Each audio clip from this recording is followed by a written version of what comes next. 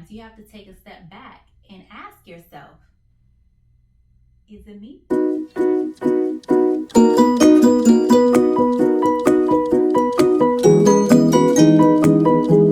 Hey everybody, hey my nurse babes, my name is Brittany and you are watching A Dose of Nurse Babe.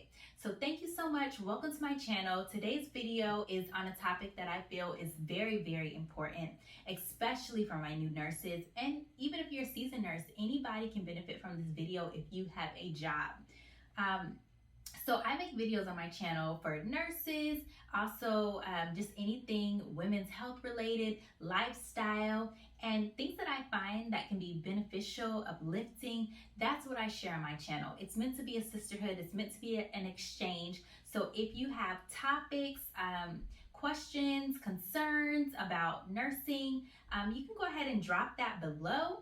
And I do check my comments and I'll get back to you. And if there's things you want me to cover in the future, let me know and I'll take those things into consideration moving forward. So with that being said, today's topic is going to be dealing with stank, negative, bad energy in the workplace. So let's be real, you're not going to be best friends with every single person that you encounter. And that applies to the workplace as well. But you do need to have a level of professionality and ability to just communicate with each other for the sake of being able to perform your job to the best of your ability. So there are some things that can make that a little challenging, especially when you feel like you keep clashing or you're just dealing with negative, toxic people in the workplace. I wrote down a couple of tips that I think you're going to find really helpful. So let's just go ahead and open my journal and dive right in. The first tip that I want to give you is to make sure that you prepare for a positive day, okay? Having a positive day begins at home. It's really important that you go ahead and set your expectations that you're going to have a productive, purposeful, positive, powerful day even before you leave the house. You can have breakfast in the morning if you work the day shift, or before you go in at night, make sure you have some dinner in your tummy, okay? Pack your lunch, pack your snacks, put yourself little treats that make you feel good throughout your shift. It really is little things that make a big difference throughout your day. I used to repeat this scripture all the time. It talks about basically putting on your armor before you left the house. So I would literally imagine myself putting on my shield of faith, and I would put on my shoes of peace, because everywhere I went, there was going to be peace around me. I was declaring it, okay? So whatever that you can do that resonates with you to get yourself prepared to have a productive and positive day, do those things. You know, if there's certain quotes that resonate with you, or a certain song that just gets you in the mood, gets you hyped, gets you ready to go out there and be your best self, play those things, bask in those things before you even leave the house. That's gonna go ahead and it like puts a little force field around you, a force field of positivity, okay, before you step out your door. So let's move on to tip number 2. Keep it professional, all right? Being professional is going to save you from being involved in a lot of stank activity that you don't want, okay? You want to keep it over there. You want to be over here, and you want to keep the stank energy and negativity over there. You don't want to be a part of it. It can actually, sometimes you can get sucked into negativity and you aren't even looking for it. The nurse's station is ground zero sometimes for gossiping. So just be mindful of that. Don't get involved in that type of activity. We always have things to do as nurses, so it's not going to be awkward for you to just excuse yourself if you see a conversation going in a direction that doesn't feel good to you. And at the end of the day, talking about people at the nurse's station or just in general when they're not there to defend themselves is hurtful. You know, it's in poor taste, it's tacky, it's unprofessional, and it's not something that you want to be associated with. So be mindful of that. And even if, like, you know, you just love gossip and it makes your little ears like do like wiggle, do your best to refrain from that type of behavior, and it is really going to help you stay away from that negative bad energy that may be lurking around in your workplace, and so that you don't get sucked in and become a part of it. Remember that you want to change the environment, okay? There was a quote I saw, it said something like, may your energy be so good, or may your vibe be so good that you change the whole damn vibe of the room when you walk in. That's what type of energy we want. We want to be shifting, transforming areas that we walk into, okay? We don't want to be absorbing the stank. We want to be coming in smelling like roses and flowers and leaving smelling like roses and flowers, not having taken on some of that stank energy, okay? So with that being said, to wrap it up, tip 2 is to keep it professional. Set your standard and keep it high. Keep it where you want to be for yourself, because nursing, at the end of the day, it is a very honorable profession, and you should carry yourself with a sense of pride about what you do and who you are, okay? So set your standard and keep it there. Don't succumb to what's going on around you. The next thing I want to talk about directly is dealing specifically with mean-spirited people, okay? This is where it gets a little tricky, because sometimes there can be someone's presence who just, it bothers you, and you may not even know why, or they may not know why you bother them. But at the end of the day, if you're encountering someone who is rude, always miserable, everybody has that person at their job who every day is a bad day for them, and they just may not be the nicest person. What I want you to do is remember that their miserableness has nothing to do with you. Do not absorb it. Do not take it personally. If you can master this, it will save you so much frustration. Don't take on their burden and their misery. What they have going on is internal. It may be issues that they haven't dealt with from childhood. It could be anything, but try your best not to take it personally. Now, if it gets to the point where you do need to address this person, do your best to address it with grace.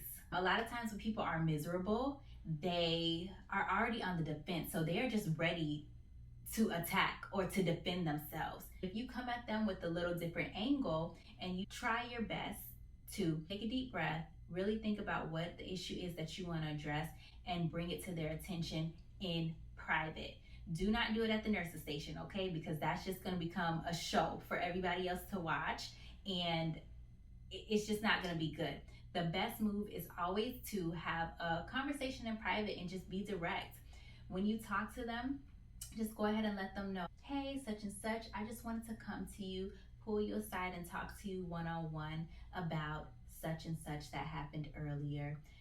It really made me feel like this, and I just wanted to address it with you directly so that we can move forward. And come in that manner, just be direct about it, but with grace, not coming like, hey, I know what you said, and let's simmer that down, because you can usually win more flies with honey than you can with vinegar. And if it gets to the point where you really need to get somebody else involved, then of course take it to your charge nurse, take it to your manager or the next person up, because there are situations that can arrive where you do need a mediator so that both parties can hear each other and address the issue.